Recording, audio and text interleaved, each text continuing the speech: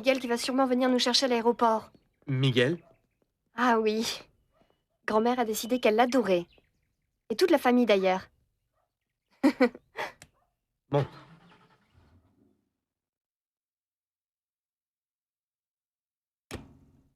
Oui, c'est moi. Daniela? Aurelio, tu me passes Diego, s'il te plaît? Il vient de partir, il va à l'aéroport. Attends, laisse-moi voir si je peux le trouver. C'est urgent? Oui, c'est urgent, s'il te plaît. Cours, va vite le chercher, s'il te plaît. Attends un peu. Diego! Diego!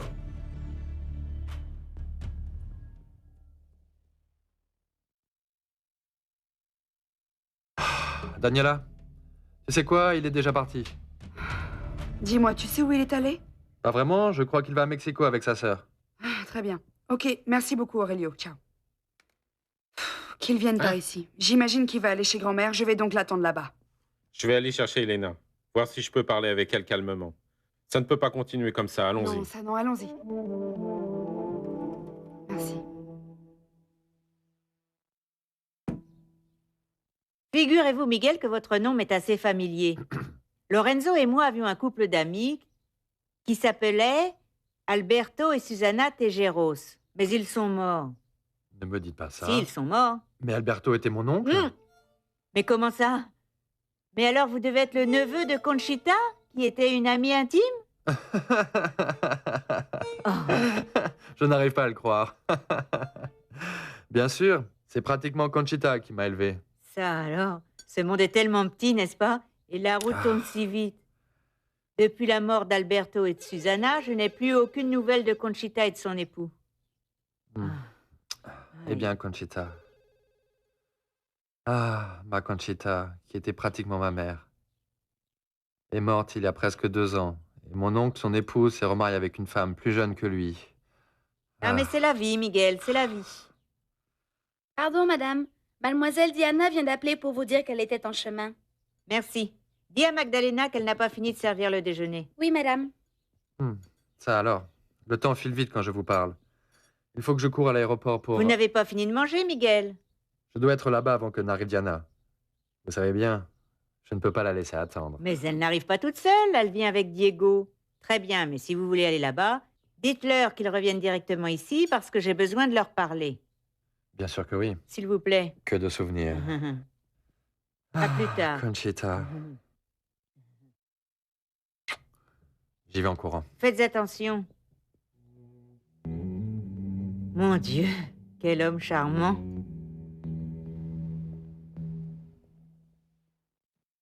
Comment ça se passe, Raphaël? Bien, monsieur Fabian, très bien. Qu'est-ce que Daniela a dit de la preuve fournie? Elle est satisfaite? Il semble que oui, mais elle l'a prise. Comment? Comment ça, elle l'a prise? Pourquoi vous lui avez laissé prendre un document de l'entreprise? Eh bien, comment pouvais-je l'empêcher de le faire, monsieur? Donnez-moi ce papier, s'il vous plaît. Il est interdit de l'emporter. Bon sang. Fabian, on m'a dit que tu étais ici. J'ai besoin de te parler. Oui, moi aussi. J'allais venir à ton bureau. Alors je vous laisse seul. Excusez-moi.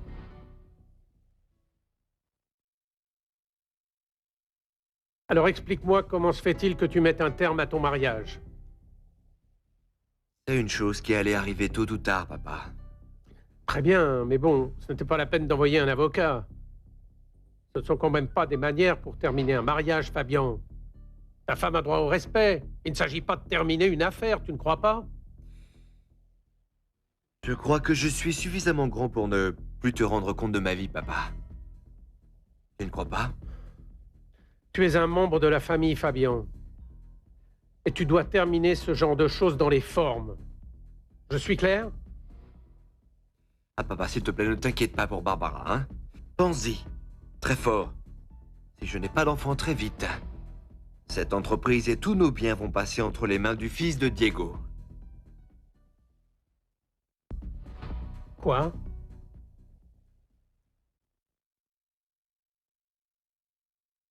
Fils de Diego? Maman te l'a pas dit? Non, dis-le-moi, toi. Bérénice est enceinte. Et je crois que j'ai été assez dure avec lui. Et lui? Qu'est-ce qu'il t'a dit? Eh bien, ce que je supposais déjà. Ce que je t'ai dit, il est très fatigué, très stressé, et surtout en dehors de toute réalité. Il m'a demandé du temps pour réfléchir, pour pouvoir penser à vous deux. Pour être franche, je crois qu'il s'ennuie. Alors il s'ennuie. Ne le prends pas mal. Ce type de crise, c'est une chose très normale dans un mariage.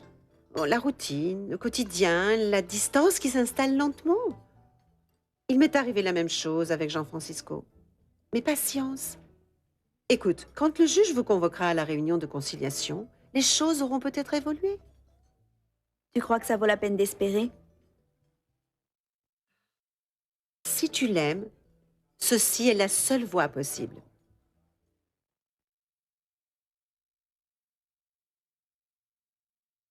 Grand-mère? Grand-mère? Grand-mère? Mais pourquoi est-ce que tu cries? Où est Diego? C'est pour ça que tu cries? À cette heure, il doit être arrivé à l'aéroport. Il vient ensuite avec Diana. C'est très bien, Ah. parce que je vais faire une petite surprise à toute la famille. Viens, assis-toi. Assieds-toi, grand-mère. Mais qu'est-ce qui se passe, Daniela? Mais rien, ne t'inquiète pas. Quand Diego arrivera, tu sauras tout. Et je suis sûre que cette nouvelle ne va pas te faire plaisir. Écoute, Daniela, je n'aime pas trop ce jeu auquel tu joues. Tu sais, grand-mère, moi non plus, je n'aime pas ces jeux-là. Ah, mon Dieu. Alors, mon amour, je t'ai manqué ou tu m'as trompé? Ah, Diana. Voilà, pour être franc, je t'ai trompé. Je t'ai trahi, mais avec ta grand-mère. Hier soir, elle m'a invité à un dîner de bienfaisance. Ça a été une soirée délicieuse. Et aujourd'hui, elle m'a invité à manger. Tu es en train de me perdre, Diana. Tu es en train de me perdre. Tu as une rivale véritablement enchanteresse. Et quoi de neuf, Diego? Comment ça va? Bien. Je pensais que tu venais nous chercher avec ta voiture. Ta grand-mère m'a demandé de prendre celle-ci parce qu'elle m'a chargé de passer vous prendre et de vous amener directement chez elle. Chez elle? Oui. Elle m'a dit qu'elle voulait vous parler. Ah oui. Je sais de quoi il s'agit. Diego, tu veux venir avec nous ou on te dépose chez Bérénice?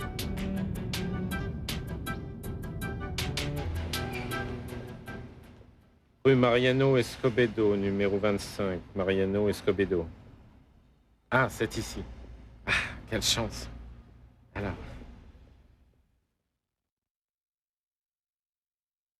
Bien le bonjour, madame. Que voulez-vous? Je cherche mademoiselle Elena Olivares. Vous pouvez me dire dans quel appartement elle habite? Mademoiselle Olivares n'habite plus ici, monsieur. Cela fait à peine une demi-heure qu'elle a quitté cet appartement qu'elle louait. Et bien entendu, elle n'a laissé aucune adresse où on peut la joindre, n'est-ce pas? Non, monsieur, aucune. Merci, mademoiselle. Lydia. Lydia, merci. De rien. Où est-ce que je peux la trouver? Comment est-ce que je peux faire? Je vous demande de faire attention à la télévision, Oui. hein? Attention, vous allez l'abîmer.